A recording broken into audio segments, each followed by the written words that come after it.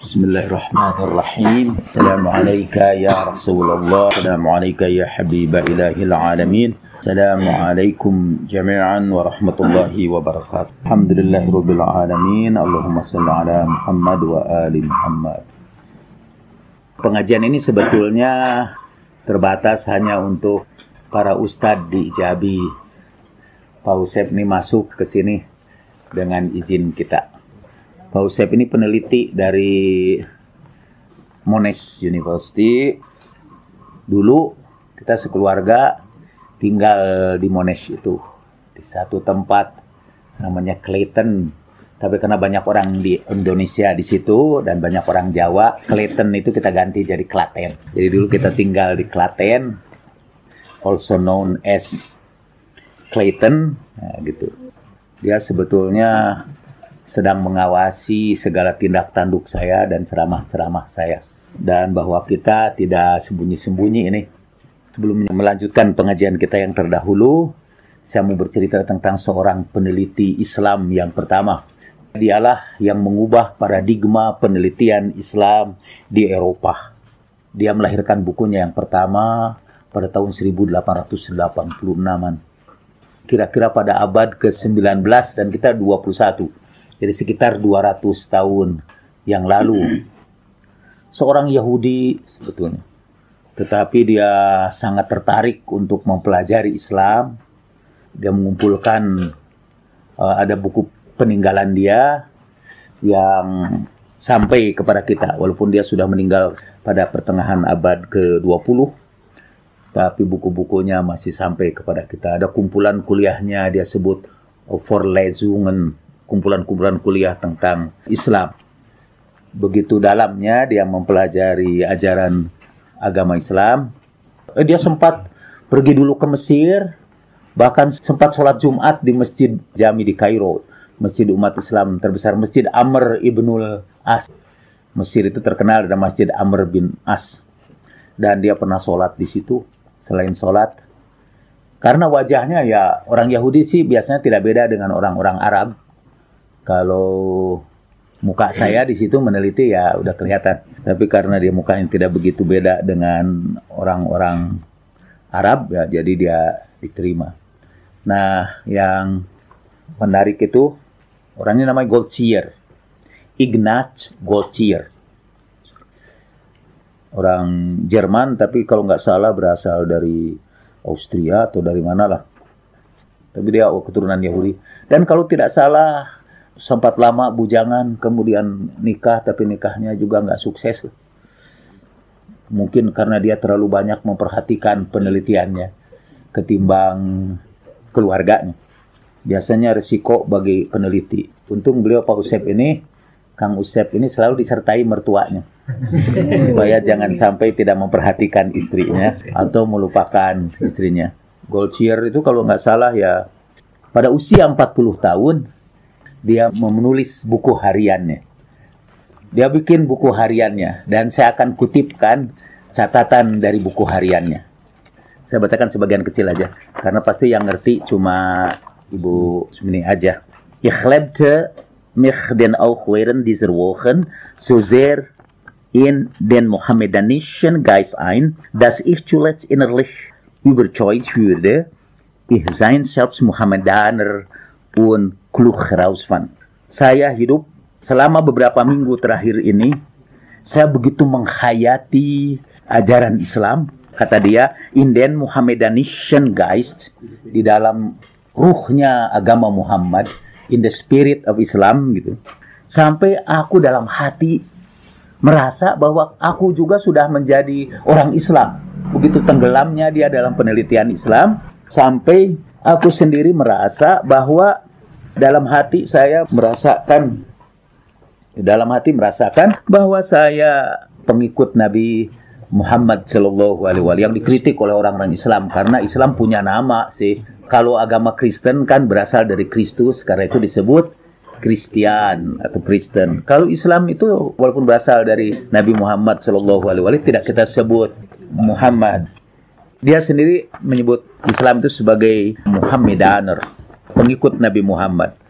Dengan sangat menarik, kata dia, segera aku menemukan bahwa agama Islam itu satu-satunya agama yang dalam perumusan dan pernyataan resminya dan doktrin-doktrinnya yang sangat memuaskan pemikiran filsafat. Jadi menurut dia satu-satunya agama yang bisa memuaskan orang-orang yang berpikir filosofis itu Islam. Sampai dia, karena dia Yahudi, dia berkata, main ideal, harapanku, idealku ialah agama Yahudi pun bisa naik ke tingkat yang sama rasionalnya seperti Islam. Sampai dia ingin agama Yahudi pun sama seperti Islam. Karena biasanya peneliti sih tidak begitu peduli dengan agama apapun. Agama itu hanya objek penelitian saja. Tapi karena dia tenggelam dalam penelitian itu sampai dia merasa bahwa dia sudah jadi orang Islam. Dan saya baca di dalam penelitian-penelitiannya luar biasa tuh pengetahuannya tentang hadis, tentang Al-Quran, tentang hukum-hukum Islam, tentang perbedaan mazhab. Sekiranya seluruh ulama di Majelis Ulama Indonesia dihimpun dan disuruh berdialog dengan Ignaz Goldziher, si Ignaz pasti menang. Kita berharap dia kalah. Pasti si Ignaz itu udah masuk Islam. For your information, tidak. Dia cuma merasa aja yakin dalam dirinya itu saya sudah Islam.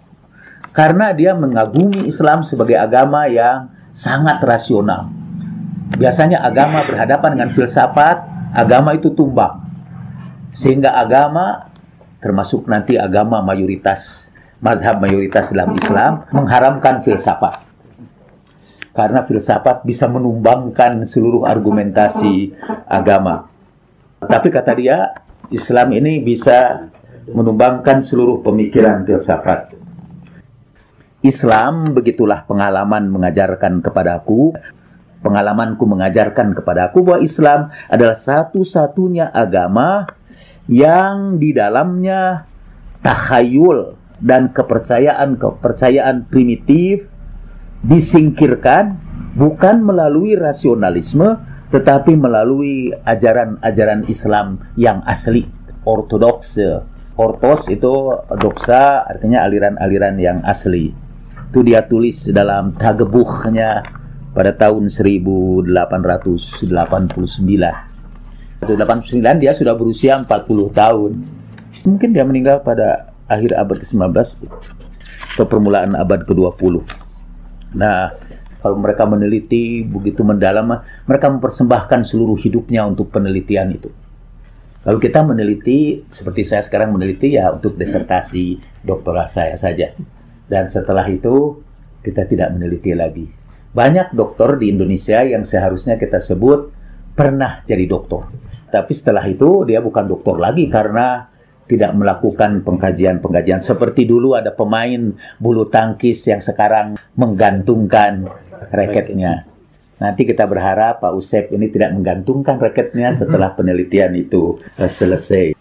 Karena sebetulnya bukan lagi doktor kalau berhenti. Dia pernah menjadi doktor. Ya.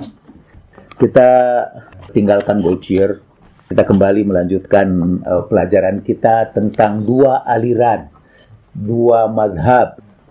Bisa disebut dalam bahasa Arab tayyar, satu aliran. Ada tayyaran, dua aliran. Atau kita sebut dalam bahasa Inggris, mazhab itu biasanya disebut school of thought. Ada dua mazhab pemikiran. Dalam bahasa Arab kita sebut madrasah. Hunaka al-madrasatan. Ada dua aliran. Atau disebut juga ada dua jalan pemikiran. Maslakan. Ada dua jalan yang ditempuh oleh para sahabat. Sambil mengingatkan kita kembali pada pelajaran itu. Nah, kita akan bahas ini sebuah hadis. Hadis itu terdapat di dalam Sahih Bukhari. Maksudnya di Sahih Bukhari. Hadisnya nomor 4244 dalam kitab Tafsirul Quran Ar-Rahmanir Rahim. Dalam kitab Tafsirul Quran Ar-Rahmanir Rahim. Bab qawlihi fadhhab anta wa rabbuka faqatila inna huna qa'idun. Haddatsana Abu Nu'aim haddatsana Israil an Mukhariq an Tariq bin Ibsihad sami'tu Ibnu Mas'ud radhiyallahu an qala syahidtu min al-Miqdad wa haddatsani Hamdan bin Umar haddatsana An-Nadhr haddatsana Al-Asja'i an Sufyan an Mukhariq an Tariq an Abdullah qala. Sudah tidak usah dihafal itulah. Dan sekarang tinggal buka aja iPad, sudah langsung sanadnya lengkap. Qala al-Miqdad yauma Badrin. Berkata Miqdad pada hari Badar. Ya Rasulullah, wahai Rasulullah, inna lanaqula laka kama qultu banu Israil li Musa fadhhab anta wa rabbuka faqatila inna hahuna qa'idun walakin amdi wa nahnu ma'aka faka'annahu suriya an Rasulillah sallallahu alaihi wa alihi wasallam.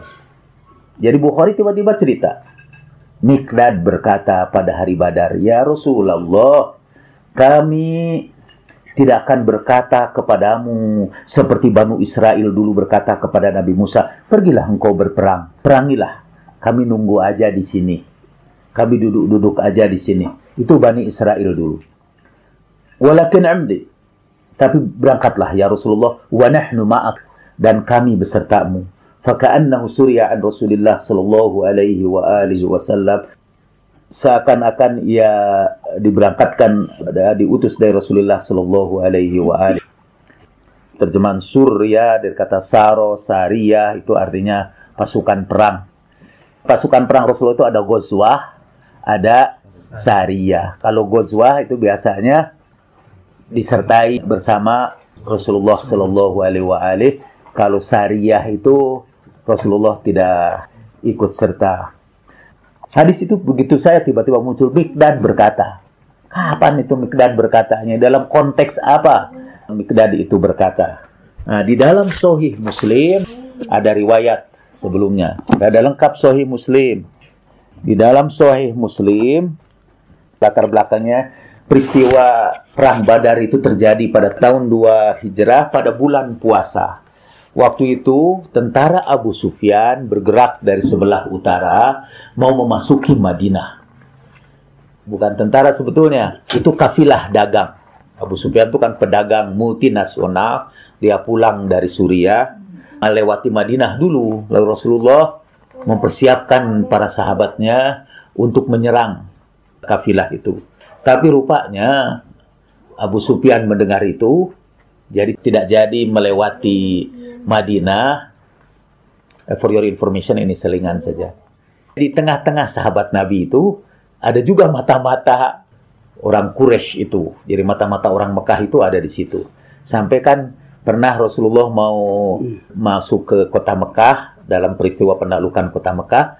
Tiba-tiba ada Hatib bin Balta'ah, seorang sahabat Nabi, mau ngirim surat, mau titipkan untuk memberitahukan keluarga-keluarganya di sana bahwa sebentar lagi Nabi akan menyerang. Nabi Shallallahu Alaihi Wasallam dengan wahyu menerima berita tentang pengkhianatan sahabatnya itu, dan kemudian diambil. Memang ia menyimpan surat pemberitahuan. Sebetulnya mungkin surat laporan lah tentang apa yang disiapkan oleh Nabi Shallallahu Alaihi Wasallam. Sampai turun ayat Al-Quran tentang itu. Jadi asbabun nuzul peristiwa itu. Dan sekali lagi for your information, Hatib bin Balta'ah itu juga salah seorang di antara sahabat Nabi. Jadi tidak semua sahabat Nabi itu ternyata setia. Waktu itu juga ada yang mata-mata yang bisa menyampaikannya kepada Abu Sufyan. Sehingga Abu Sufyan memalingkan kafilahnya dari arah ke Madinah ke tempat yang lain. Pada saat yang sama, ia memberitahukan juga kepada pasukan berkuda, memberitahukan ke Mekah untuk mengirimkan pasukan buat melindungi kafilah dagang itu. Nah, Rasulullah Shallallahu Alaihi Wasallam kemudian berunding. Saya baca hadisnya yang lengkap sekarang. Kemudian Rasulullah Shallallahu Alaihi Wasallam berunding. Rasulullah berundingnya begini dalam Muslim. Rasulullah meminta pendapat. Kemudian Abu Bakar berpendapat dalam Tabari, dalam kitab Tarikh. Kemudian Abu Bakar berpendapat fa'ahsana. Kayaknya pendapatnya bagus. Kemudian Umar berkata fa'ahsana. Kemudian bagus. Tapi apa yang dikatakan tidak disebutkan oleh At-Tabari itu. Juga dalam kitab-kitab tarikh lainnya, apa yang dikatakan oleh Ibnu Hisham, At-Tabari, juga oleh Muslim. Itu dihilangkanlah apa yang diucapkan, cuma fa'ahsana, pokoknya bagus deh gitu. Kemudian Abu Bakar berkata fa'ahsana, bagus. Abu Umar berkata fa'ahsana, lalu bagus. Dalam Muslim tidak ada disebutkan gitu. Fatakallama Abu Bakar, kemudian Abu Bakar berbicara, fa'arada anhu, dan Rasulullah berpaling daripadanya. Ada beda ini, kalau tadi fa'ahsana ya, sekarang Rasulullah berpaling daripada itu. Wa takallama Abu Bakar, dan berkata Abu Bakar, fa'arada anhu, dan ia pun berpaling dari Abu Bakar. Dan kemudian Rasulullah menanyakan kepada sahabat-sahabatnya. Lalu berkatalah Miqdad. Nah, itu baru nyambung kepada hadis Bukhari yang seperti itu. Tapi kita harus apresiasi kepada Bukhari. Paling tidak dia meriwayatkanlah walaupun sepotong. Tapi sebagai seorang peneliti seperti saya bertanya, mengapa Bukhari hanya memuat sepotong itu dan tidak diceritakan komentar Abu Bakar dan Umar? Muslim menyebutkan, berbicaralah Abu Bakar, tapi dia sembunyikan apa yang dikatakan Abu Bakar. Cuma Muslim menyebutkan reaksi Rasulullah terhadap ucapan itu. Sehingga saya sebagai peneliti sejarah jadi detektif. Kenapa Rasulullah berpaling dari dia? Pasti bukan fahsana itu. Bukan mengucapkan hal-hal yang baik. Masa Rasulullah, kalau Abu Bakar mengucapkan hal yang baik, pasti Rasulullah kemudian memeluknya dan bergembira menyambut pendapatnya. Tapi ini fa'a'rodo anhu, dan dia berpaling daripadanya. Jadi kita teliti lebih lanjut. Nah, mengapa?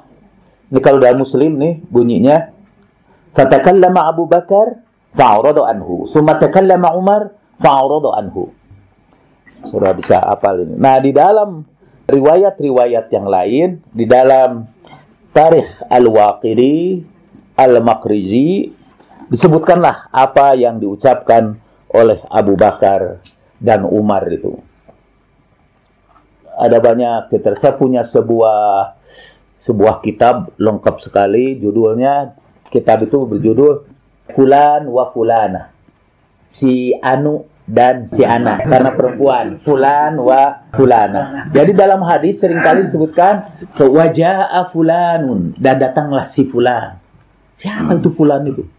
Atau misalnya satu hari Rasulullah Shallallahu Alaihi Wasallam mendengar ada Fulan dan Fulan, dua-duanya Fulan, Fulan dan Fulan, tengah malam sedang bernyanyi-nyanyi dengan suara keras. Kemudian Rasulullah berdoa, ya Allah, jerumuskan keduanya ke dalam api neraka. Dan hadis itu disembunyikan saja, siapa Fulan ibnu Fulan itu. Nah, kemudian ada ulama meneliti seluruh Fulan di dalam hadis itu dan menemukan siapa Fulan dan si Fulan itu. Saya takjub itu, mestinya saya hadiahkan gelar doktor kepadanya.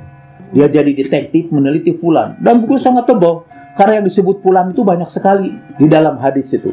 Nah, kita sekarang sedang meneliti apa yang dikatakan oleh Abu Bakar dan Umar itu. Memang harus meneliti hadis, kita harus banyak baca kitab ya. Kalau di dalam kitab yang lain misalnya sebutkan Abu Bakar berkata kada wa kada, begitu dan begitu. Kemudian Umar berkata seperti apa yang dikatakan oleh Abu Bakar. Nah, karena apa yang dikatakan oleh Abu Bakar ini, kita akan sebutkan apa yang diucapkan oleh Umar. Dalam riwayat yang lain, ini katanya diucapkan oleh Abu Bakar. Mungkin kedua-duanya saling mendukung. Kan orang hanya meriwayatkan maknanya saja. Kata Umar, ya Rasulullah. Jadi ketika Rasulullah berunding, kita mau menyerang mana ini, kafilah dagang itu, atau pasukan yang akan datang dari Mekah. Kebanyakan sahabat waktu itu sebetulnya memilih untuk menyerang kafilah dagang aja. Satu, karena orang yang dagang kan tidak bawa senjata terlalu besar. Dan yang kedua, ganimah bawa dagangan. Kebanyakan sahabat memihak itu. Tapi ada sekelompok kecil yang memihak kita serang aja pasukan itu.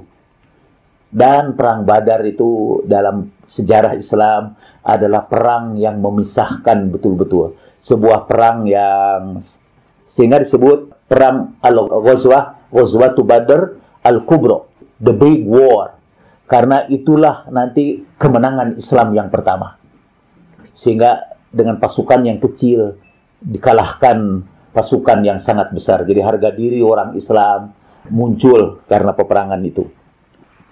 Ya, berkata Umar, ya Rasulullah, kata Rasulullah juga mengusulkan, dan ini nanti jadi persoalan teologis juga.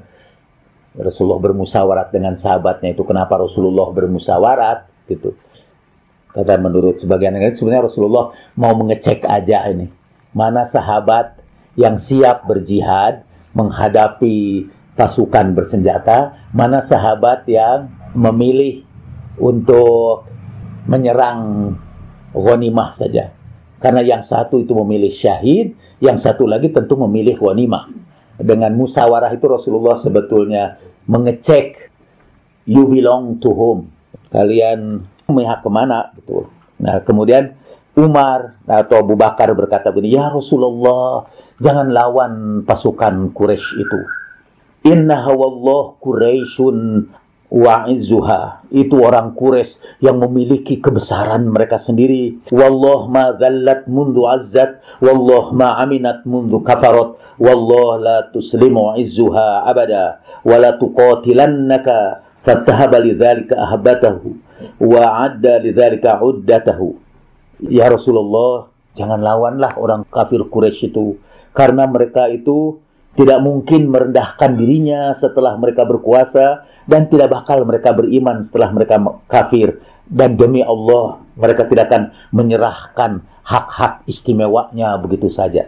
Itu jadi mirip ucapan Karl Marx. Kata, kelas yang berkuasa tidak pernah menyerahkan kekuasaannya begitu saja. Tidak pernah kita bisa memperoleh hak kita dengan gratis. Seluruh hak kita hanya bisa direbut kembali lewat perjuangan. Jadi mereka menyarankan untuk tidak memerangi kelompok pasukan itu. Fa'aradu anhu. Karena itulah Rasulullah berpaling daripadanya. Mengapa Bukhari tidak mau menyebutkan peristiwa itu? Karena ini menyangkut kehormatan Abu Bakar dan Umar. Muslim lebih setia melengkapi, menyebutkan Abu Bakar dan Umar juga. Karena mereka pikir masa dalam permusyawaratan itu Abu Bakar dan Umar tidak hadir. Kemudian tidak disebutkan apa yang dikatakannya. Fatakallama, maka bicaralah. Kitab-kitab hadis lainnya hanya menunjukkan fa'ah sana. Baguslah dia bicara. Tentang peristiwa itu emang turun ayat Al-Quran. Cari ayat Quran yang ada nafir.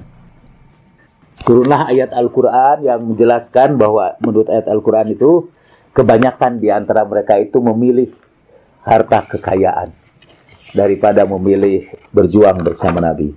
Pada waktu itu Miqdad berkata, ya Rasulullah, kata Miqdad, demi Allah kami akan menyertaimu, dan kami tidak mau seperti Bani Israel yang duduk-duduk di sini kemudian engkau pergi berperang. Wa nahnu ma'ak, kami akan mengikuti engkau.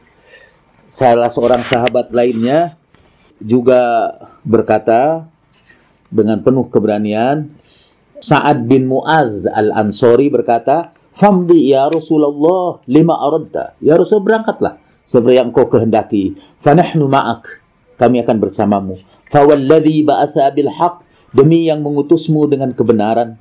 Lau ista'radta bina hadal bahra, sekiranya engkau akan melewati lautan sekalipun, lahudnahu ma'ak, kami akan seberangi lautan itu bersamamu. Ma takhallafa mina rajul, dah bakal ada seorang pun di antara kami. Fasurra Rasulullah sallallahu alaihi wa alihi biqauli Sa'ad, dan Rasulullah bergembira dengan ucapan Sa'ad, wa nasyatahu dzalik, dan kemudian mendorong yang lain. Para sahabat Ansor yang lain berkata, demi Allah kami semua sependapat dengan Sa'ad bin Mu'adz. Dan Sa'ad bin Mu'adz itu adalah orang Ansor. Mereka dukung sepenuhnya. Untungnya Miqdad juga adalah orang muhajir. Jadi kaum muhajir tidak terlalu dipermalukan lah. Ada orang yang seperti Mu'adz. Tokoh-tokohnya sih tadi itu mengajukan keberatan. Janganlah, katanya, itu terlalu kuat untuk kita lawan. Menurut ayat Al-Quran itu kita ketemu lagi dengan ciri-ciri itu, bahwa yang setia itu jumlahnya sedikit di antara sahabat Nabi Shallallahu Alaihi Wasallam. Waktu itu orang-orang Ansor termasuk yang sangat setia, tapi Muhajirin banyak yang tidak setia. Apalagi setelah kaum muhajir itu bertambah dengan drastis masuk ke Madinah setelah Futuh Mekah. Jadi setelah Nabi menaklukkan kota Mekah, orang-orang Mekah kan semua hijrah, tokoh-tokohnya itu masuk ke kota Madinah, menambah jumlah orang-orang yang sebetulnya masuk Islamnya itu belakangan saja. Dan tentu saja yang belakangan itu seperti dibuktikan dalam penelitian Fuad Jabali, orang-orang yang masuk belakangan itulah yang sebetulnya belum memahami ajaran Islam dengan sebenarnya. Saya malah sekarang mempunyai data-data yang bisa dibacakan nanti pada waktunya. Ketika rombongan imigran baru itu datang ke Madinah, yang asalnya dari Mekahnya itu tokoh-tokoh, orang-orang kaya lagi semua kan takluk ikut kepada Nabi Shallallahu Alaihi Wasallam, pindah ke Madinah. Dan ketika sampai mereka di Madinah, tidak jarang keluar omongan-omongan yang menyakitkan hati Nabi Shallallahu Alaihi Wasallam. Misalnya Abdullah bin Umar pernah bercerita, saya sedang duduk-duduk di halaman masjid. Tiba-tiba ada seorang yang melemparkan kecaman kepada Nabi Shallallahu Alaihi Wasallam. Atau tiba-tiba katanya melihat ada seorang perempuan, dan perempuan itu disebutkan hanya mar'ah, seorang perempuan aja. Itu juga saya sudah buktikan siapa perempuan itu. Dan dia diejek oleh orang-orang itu karena perempuan itu keluarga Nabi Shallallahu Alaihi Wasallam. Jadi kata mereka, pada hari kiamah tidak ada gunanya itu hubungan dekat kamu dengan Muhammad Shallallahu Alaihi Wasallam. Ada banyak komentar-komentar yang tidak sedap yang disampaikan oleh imigran-imigran baru itu di Madinah. Dan itu terbukti segera karena ada perang lagi setelah Futuh Mekah, yaitu perang Tabuk. Waktu itu banyak sekali sahabat yang mengundurkan diri dari peperangan. Nanti kita ceritakan perang Tabuk itu ketika kita membahas beberapa ayat dalam surat At-Taubah. Pada waktu itu, kebanyakan sahabat menghendaki dunia daripada akhirat, dan Al-Quran menyebutkannya begitu. Dan seperti kita ketahui, kemudian Rasulullah Shallallahu Alaihi Wasallam memenangkan perang Badar itu dengan kemenangan mutlak lah.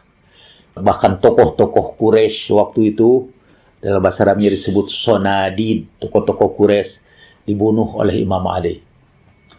Kata malah Rasulullah menyaksikan mereka membunuh tokoh-tokoh Quraisy itu.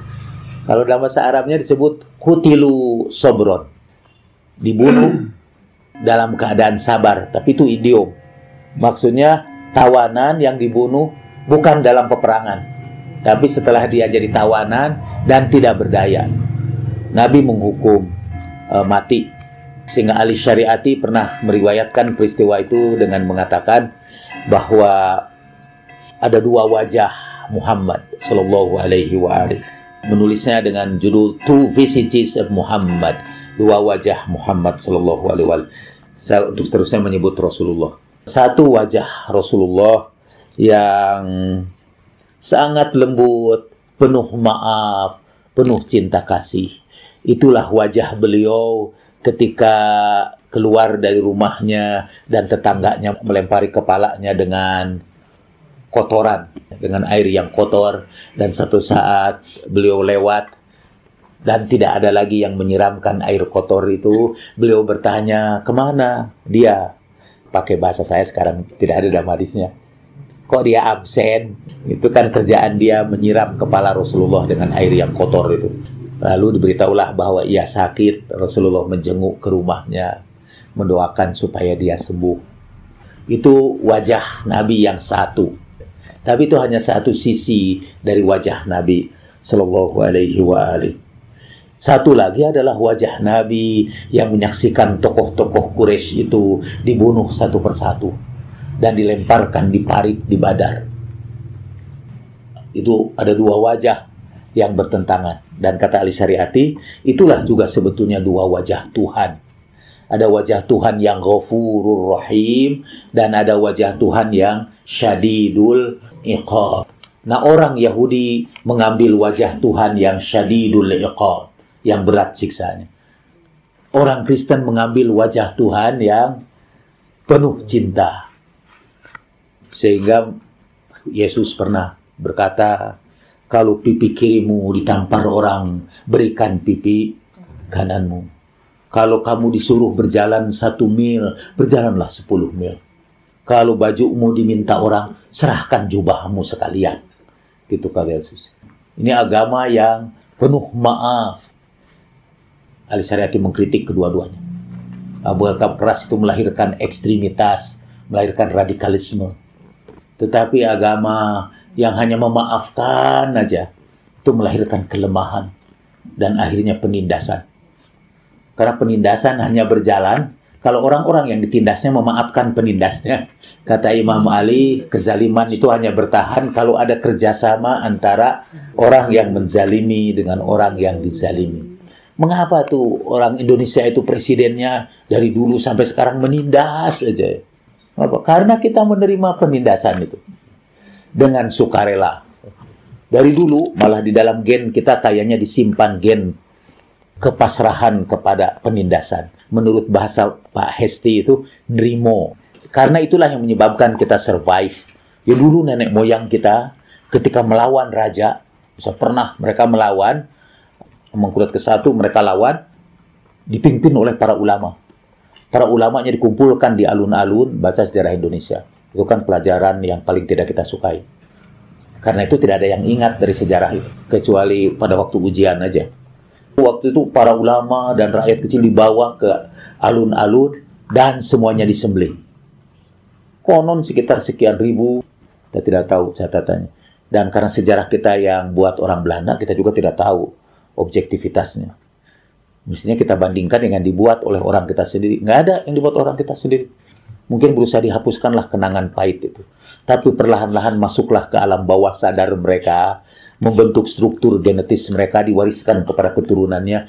Jangan melawan kezaliman, nanti kita mati konyol. Jadi biar nerimo aja. Kalau perlu ya seperti Batara Siwa, supaya tidak menimbulkan kerusakan pada kita, kita cumbu rayu aja dia. Jadi lahirlah kebudayaan jilatisme. Terhadap pejabat itu kita selalu menjilat. Ada 2 wajah Rasulullah Sallallahu Alaihi Wasallam. Satu wajah yang sangat pemurah, wabil mu'minina raufur rahim. Laqad ja'akum rasulun min anfusikum azizun alaihi ma'anittum harisun alaikum bil mu'minina raufur rahim. Tapi ada wajah Rasulullah Sallallahu Alaihi Wasallam yang di dalam Al-Quran disebutkan asyidda'u 'alal kuffar ruhama'u bainahum.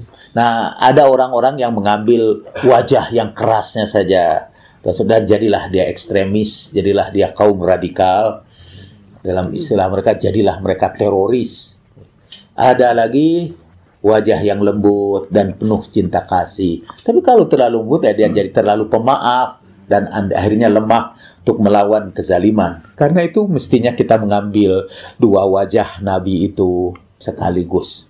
Seperti yang kita lihat bukan hanya dalam perang Badar, tapi juga perang-perang yang lain. Ketika Nabi Shallallahu Alaihi Wasallam masuk ke kota Mekah pada waktu Futuh Mekah, beliau membuat blacklist, daftar nama-nama orang yang harus dibunuh. Walaupun katanya kanu muta'alliqina bi astaril Ka'bah, walaupun mereka bergantung di tirai Ka'bah. Karena kalau orang masuk Masjidil Haram itu kan sebetulnya aman.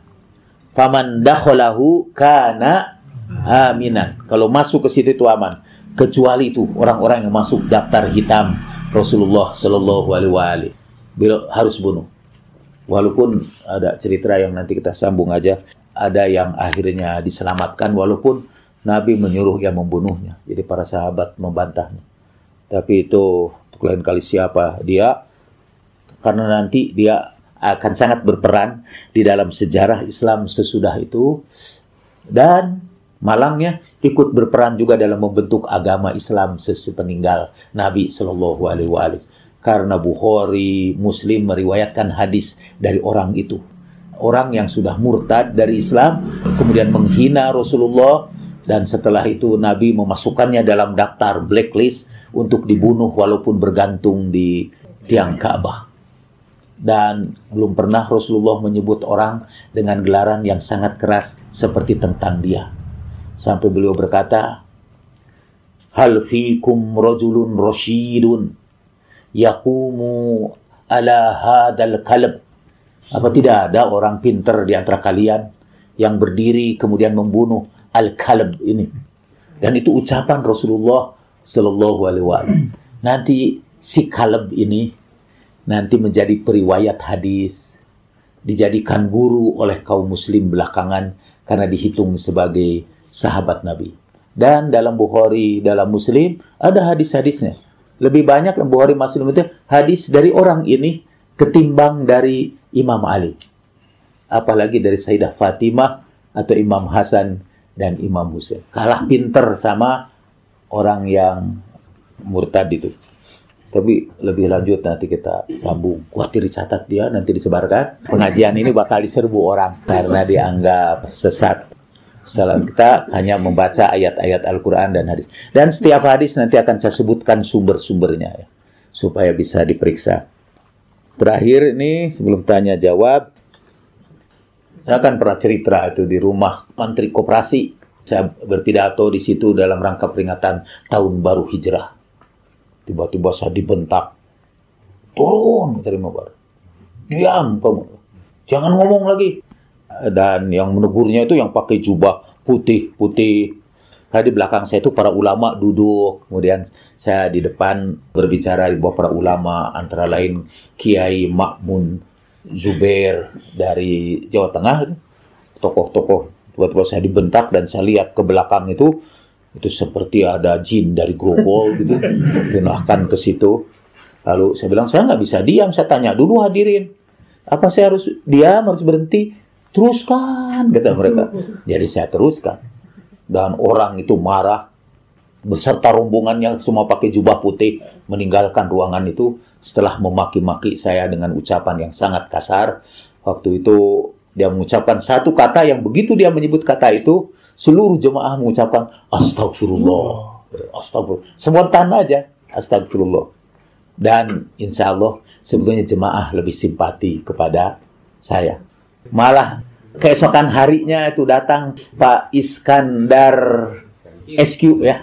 Iskandar SQ datang beserta rombongan. Tadinya katanya Pak Menteri yang mau datang ke sini, tapi saya mewakili Pak Menteri dan minta maaf. Setelah minta maaf malah dia kasih amplop diat, itu kalau di ini dalam hukum fikih.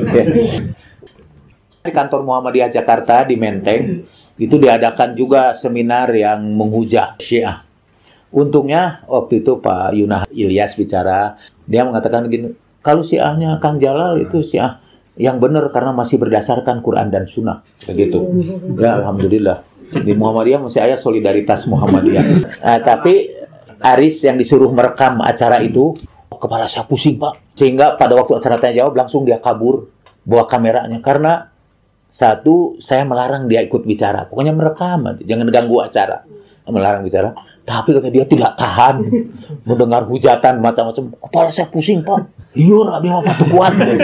Jabat Jakarta panas. Kabur dia juga. Yang paling utama kita emang itu yang harus kita takuti. Tidak bisa mengendalikan emosi. Tapi buat latihan kesabaran bagus. Innama yuwaffas sabiruna ajrahum bighairi hisab. Pahala orang yang sabar itu tidak ada hitungannya. Saya sih kalau tidak ada kerjaan datang dan saya akan sabar aja mendengarkan sampai akhir dan tidak akan protes. Tunggu aja. Biasanya saya sembunyi-sembunyi supaya tidak dikenal. Pada Komnas HAM saya datang waktu itu orang-orang mengadu dan saya bersembunyi di tengah-tengah hadirin. Tidak menampakkan diri lah, menunjukkan. Karena pemimpin sidangnya waktu itu Jimli Hasidiki yang pasti kenal saya. Tiba-tiba ada seorang dari Himpunan Kesehatan Telinga yang mempersoalkan polusi suara di Indonesia. Jadi kita ini dizalimi dan kata Komnas HAM tidak pernah menceritakan penzaliman warga Indonesia karena suara-suara yang keras. Dan suara keras itu kan melanggar hak asasi manusia. Tapi ketika dia mau ngomong, dia lihat ada saya di sampingnya. Maaf, kata. Di sini ada guru saya, Pak Jalal. Guru Cimli. Oh, kenapa Jalal? Udah gitu. Akhirnya saya tidak bisa bersembunyi. Tapi walaupun begitu, saya tidak ngomong apapun sampai akhir. Kan ciri orang Syiah itu rendah hati, tawadu gitu. Kalau Syiah itu disebut begitu, ya tidak apa-apa. Biarlah seluruh jin dan manusia tahu bahwa kita ini Syiah. Dan jangan lupa tuh cirinya yang terakhir yang disebut kemarin, tidak takut mati. Oke, ada pertanyaan? Ayo silakan, Mas. Ya, di dalam hukum Islam itu ada sebuah konsep yang disepakati oleh para ahli usul fikih. Sudah ada latar belakang yang panjang, tapi ini kita singkatkan saja. Dan sebetulnya itu juga asal usulnya berasal dari sejak zaman para sahabat. Secara singkat aja, sahabat itu terbagi dua. Satu saya sebut kelompok Ro'yuwiyun. Buat mereka, apa yang disampaikan Rasulullah juga, sebagian ada ro'yu, ada seluruhnya wahyu. Dan mereka bisa saja berpegang kepada satu ro'yu, walaupun itu bertentangan dengan wahyu. Ada banyak contohnya. Tapi ada sekelompok sahabat itu kita sebut kelompok Ro'yuwiyun. Misalnya sekedar contoh kecil. Nabi SAW sebelum meninggal dunia, ia berkata, ambilkan kepadaku kertas dan pena untuk aku tuliskan kepadamu wasiat yang kamu tidak bakal sesat sepeninggalku. Itu dikatakan Bukhari. Lalu Umar berkata, Rasulullah sedang menggigau, tidak usah didengarlah, sampai ribut. Di situ ada yang mengambil, ada yang tidak. Sehingga Rasulullah SAW bersabda, Qumu anni la yanbaghi 'indi tanazu. Pergilah kamu dari sini karena tidak layak di hadapanku kalian bertengkar. Maksudnya kalau Nabi mengucapkan sesuatu, perintahnya harus diikuti. Tidak ada tempat bagi ro'yu. Semua ucapan Nabi itu harus kita ikuti. Karena wa ma yantiqu anil hawa in huwa illa wahyu yuha. Nah, jadi ada kelompok Ro'yuwiyun. Dan kelompok Ro'yuwiyun itu biasanya mencari pembenarannya dengan mengatakan itu konteksnya. Kalau sesuatu tiba-tiba dilanggar, ayat Al-Quran sudah jelas bahwa kelompok mu'allafatu qulubuhum itu harus diberikan bagian. Pada zaman Umar, mereka tidak diberikan bagian. Karena, kata Umar, konteksnya menurut mereka, sekarang aku tidak kasih lagi. Karena dulu konteksnya Islam itu sedang lemah. Jadi orang-orang yang baru masuk Islam itu harus dikasih hati lah. Makanya disebut mu'allafatu qulubuhum. Dan diberi bagian dari Baitul Mal. Di zaman Umar ditiadakan. Alasannya konteksnya katanya sudah tidak ada lagi. Sekarang Islam sudah kuat. Dan kalau kita menyebutkan begitu itu, lalu apa konteksnya yang harus diperhatikan? Ini teori mereka nih. Bu Musdah Mulia, Abdul Muqsid Ghazali, kemudian Mas Ulil Absor, itu juga berpegang kepada konteks. Sehingga menurut mereka, susunan hukum dalam Islam itu yang pertama adalah masalih al-mursalah, kemaslahatan umum. Yang kedua, Quran. Ketiga, sunnah. Jadi Quran bisa diedit. Itu saya ambil istilah Muqsid. Quran bisa diedit dengan kepentingan. Dari mana kita tahu kepentingan masyarakat itu, kepentingan umum itu? Masalih al-mursalah, kemaslahatan istilahnya. Kalau ada hukum-hukum Al-Quran yang tidak mendatangkan kemaslahatan pada konteks zaman ini, ayat Al-Quran itu dihapus, dimansuh. Jadi katanya maslahat bisa memansuh ayat-ayat Al-Quran. Itu saya pernah diskusi dengan dia pada waktu ada Gus Dur. Alhamdulillah Gus Dur selalu membawa saya ke pertemuan itu. Sebetulnya dalam tanda petik, mungkin menurut saya Gus Dur itu memberikan pelajaran juga kepada anak-anaknya yang memang terlalu liberal. Tidak seliberal gurunya kali, yaitu Gus Dur. Waktu itu saya mengatakan kalau kita bicara tentang maslahat, itu ada sebuah aliran filsafat etika yang membicarakan tentang kemaslahatan, yang mereka sebut utility. Alirannya kita sebut utilitarianisme. Jeremy Bentham itu orangnya, tokohnya. Kata dia, Sesuatu itu baik kalau dia mendatangkan manfaat. Orang Islam menyebutnya maslahat. Dan sesuatu itu buruk dan tidak bermoral kalau dia mendatangkan madarat. Membunuh itu buruk karena dia mendatangkan madarat. Berbohong itu buruk karena dia mendatangkan madarat. Berkata yang jujur itu baik karena dia mendatangkan maslahat. Tapi karena ini namanya filsafat, itu digugat juga. Ada situasi ketika jujur malah mendatangkan madarat. Dan bohong malah mendatangkan maslahat. Pada saat seperti itu, mana yang harus kita ambil? Ya, bolehlah kata kita bohong kalau mendatangkan maslahat. Bukan itu saja, mencuri pun kalau mendatangkan maslahat, dia baik. Sampai ada persoalan ya. Karena ternyata, sayang ya kuliah etika kita udah berhenti di ITB ya. Dulu kita punya kuliah filsafat di perpustakaan ITB. Setiap sebulan, berapa 2 kali ya. Sekarang hilang. Nah, masalah maslahat itu, kita membicarakan filsafat utilitarian. Tapi masalah maslahat itu jadi persoalan kalau kita bertanya, maslahat siapa? Demi kemaslahatan siapa? Itu persoalan. Nah, kaum utilitarianisme mengatakan kemaslahatan buat sebanyak-banyaknya orang. Kita perlukan untuk setiap berbuat baik, kita menghitung secara statistik berapa orang yang memperoleh maslahat. Maksud saya kembali sebetulnya dengan filsafat utilitarianisme itu, kita bisa mengkritik mazhab maslahat. Karena maslahat itu sangat relatif. Sehingga Al-Quran yang sudah qat'i dan berlaku terus itu bisa dibatalkan oleh sesuatu yang sangat relatif. Jadi satu saat misalnya ini jadi baik dan halal, satu saat lagi ini menjadi buruk dan jadi haram. Itu repot itu kalau alasannya seperti itu ya. Tapi saya kira itu hanya bisa diterapkan kalau itu secara individual. Kita bisa mengharamkan secara individual kalau itu memang tidak mendatangkan maslahat bagi kita. Misalnya saya bisa mengharamkan rokok buat saya. Saya sekarang mengharamkan yang manis-manis. Itu demi kemaslahatan tubuh saya. Istri saya sekarang mengharamkan tahu, tempe. Punyalah dia daftar yang panjang. Karena untuk kemaslahatan asam uratnya. Jadi kita bisa. Tapi kalau itu dijadikan aturan, memansu secara keseluruhan, itu yang tidak boleh. Nah, konteks-konteks itu juga harus kita pahami dari pengertian seperti ini. Buat saya, kembali kepada lebih spesifik ini, kan ada juga yang mengatakan, kerudung itu sebetulnya konteksnya di negeri padang pasir. Dan konteks itu malangnya bisa bergantung kepada orangnya juga. Misalnya, apa jilbab itu diwajibkan karena konteksnya itu padang pasir jadi debu, bertiup dengan sangat keras, dan sebagainya lah. Itu kalau tidak salah konteks itu diberikan oleh almarhum Ali Sadikin. Tapi menurut saya, enggak, konteksnya jilbab itu bukan itu. Ada orang lagi memberikan konteksnya jilbab itu ceritanya macam-macam lah. Tapi menurut saya, tidak ada hubungannya dengan konteks. Masalahnya, nah ada kaidah usul fikih yang berbunyi, al-hukmu yaduru ma'al illah wujudan au adaman. Hukum itu sesuai dengan sebabnya. Kalau sebabnya itu tidak ada, kita sebut konteks.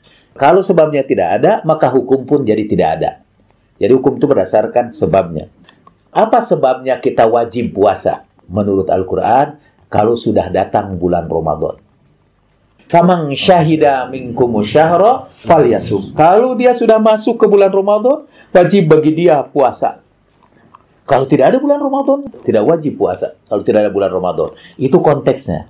Dan menurut satu madhab Ahlus Sunnah misalnya, berpendapat bahwa konteks itu, dari mana kita tahu konteksnya? Dari otak-atik otak. Oh, jadi konteksnya itu jilbab itu karena penuh debu. Kalau betul itu konteksnya, laki-laki juga harus pakai jilbab. Pak Sadikin jawab, iya, makanya laki-laki pun diwajibkan pakai serban. Seperti jilbab juga. Tapi tidak ada dalam ayat Al-Quran lelaki wajib memakai serban. Hendaklah lelaki menutupkan serbannya ke leher-leher mereka dan dada-dada mereka. Tidak ada. Misalnya ini nih. Poligami wajib itu karena konteksnya waktu itu peperangan terus-menerus. Jadi laki-laki banyak yang meninggal dunia. Dan sekarang tidak ada lagi perang itu. Walaupun perempuan lebih banyak. Tapi apa betul konteksnya poligami itu karena peperangan gitu? Misalnya kemarin dalam diskusi saya dengan Gus Dur waktu itu, Ulil, saya katakan kemaslahatan itu ya sekali lagi kemaslahatan buat siapa? Ya itu menentukan kemaslahatan buat seberapa orang dan bisa sangat relatif. Misalnya karena katanya ini poligami itu sudah mendatangkan kemadaratan kepada sekian banyak orang. Udah pasti kalau dihitung nasib anak-anak yang terlantar karena monogami dibandingkan dengan karena poligami dari segi jumlah, pasti banyak yang monogami yang menelantarkan anaknya. Mengapa? Karena yang monogami lebih banyak daripada yang poligami. Pasti jumlahnya tentu sangat besar. Tapi statistik cannot lie, but statistician do. Statistik tidak pernah berdusta. Ahli statistik yang berdusta. Coba kalau bikin persentase. Berapa persen dari orang poligami yang menelantarkan anaknya? Berapa persen dari orang yang monogami yang menelantarkan anaknya? Nanti kita tahu hasilnya. Dan kalau sudah tahu misalnya, ternyata monogami, lebih banyak orang yang monogami yang menelantarkan anaknya. Karena biasanya yang poligami adalah orang yang sudah mapan. Sehingga kedua anaknya tidak ditelantarkan. Kata pendukung poligami. Kalau ternyata monogami yang lebih menelantarkan anaknya, hukumnya maka monogami haram. Jadi dalil tentang monogami itu harus dihapuskan dari Al-Quran. Karena itu juga yang dipakai oleh Ibu Musdah. Dalilnya mengapa poligami itu haram. Karena dia mendatangkan madarat berdasarkan penelitian beliau. Sayangnya beliau tidak meneliti orang-orang yang monogami. Berapa juga yang memadaratkan keluarganya gitu. Jadi itu penelitian tadi itu. Statistik tidak pernah berdusta, tapi orang yang menggunakan statistik itu yang bisa berdusta dengan menggunakan data-data statistik. Dan dari cara kita memandang, balik lagi, ini saya punya kasus ya. Di Jakarta itu ada seorang perempuan yang sudah aman, tentram, hidupnya bahagia, punya suami orang bule, orang Kanada. Tiba-tiba si ibu itu mulai ngaji berbagai pengajian di Jakarta itu, pakai kerudung. Dan setelah ngaji itu, si ibu itu tidak mau disentuh lagi oleh suaminya. Malah katanya pernah, keduanya itu naik tangga, si suaminya itu mau jatuh, mau pegang istrinya melepaskan pegangan itu, sehingga suami istri itu kemudian berjatuhan dari tangga. Dan ketika suaminya mau bantu itu, istrinya tidak mau disentuh. Karena dari pengajian itu Pak Ustadz mengatakan, karena Anda menikah dengan orang kafir, jadi pernikahan Anda batal dengan sendirinya. Dan datang itu si suaminya mengadu kepada saya. Mengapa kata setelah ngaji, bukannya jadi orang baik setelah dia sangat beragama, malah dia jadi tidak melayani suaminya. Itu soal dari Bapak tadi itu. Seperti kasus itu juga kan, seorang ustadz mengatakan bahwa dia sudah bukan istrinya lagi gitu. Yang satu lagi mengatakan karena ini konteksnya, katakannya dia masih tetap sebagai suami istri. Jadi ayat itu yang tidak boleh seorang muslimah menikahi kafir itu tidak berlaku sekarang karena konteksnya sudah lain. Gimana saya berdiri? Saya mau tanya sama saudara aja. Gimana saya berdiri? Ingin tahu juga hasil ngaji kita ini. Jadi tidak ada yang mau jawab ya. Dan sekarang udah jam 10. Jadi acara kita udah berakhir ini. Karena ini semua tawadu, saya juga ikut tawadu. Saya tidak bisa memberikan jawaban. Tapi secara singkat saya berada di pihak ketiga. Carilah yang pihak ketiga itu apa. Pihak pertama mengharamkan itu, bahwa pernikahan itu batal dengan sendirinya. Yang kedua berpendapat tidak, lanjutkan. Satu lagi kelompok lebih cepat, lebih baik. Saya mazhab ketiga. Apa mazhab ketiga itu? Ikuti pengajian kita minggu depan. Ada pertanyaan lain kalau masih ada? Itu ada definisi Bu yang disepakati oleh para ulama. Bahkan Bukhari sini mengatakan sahabat kullu man ra'an nabiyya sallallahu alaihi wa alihi wasallam wa mata musliman.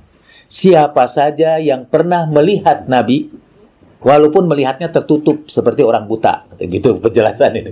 Padahal kata melihat itu sebetulnya artinya berjumpa. Siapa saja yang berjumpa dengan Nabi, kemudian meninggal sebagai orang Islam, dia dihitung sahabat. Siapa saja, walaupun melihat Nabinya itu sebentar. Seperti ada seorang sahabat Dia waktu itu masih bayi, dibawa kepada Nabi Shallallahu Alaihi Wasallam, kemudian Nabi memberkati bayi itu.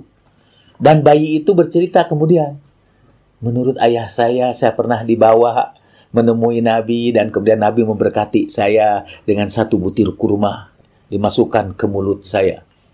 Ada juga cerita seorang sahabat, Nabi datang ke perkampungan kami, mengambil air dari sumur kami, kemudian mengusap wajahku yang waktu itu masih bayi. Nah, itu orang itu disebut sahabat. Walaupun dia jumpa sebentar. Emang ada perdebatan.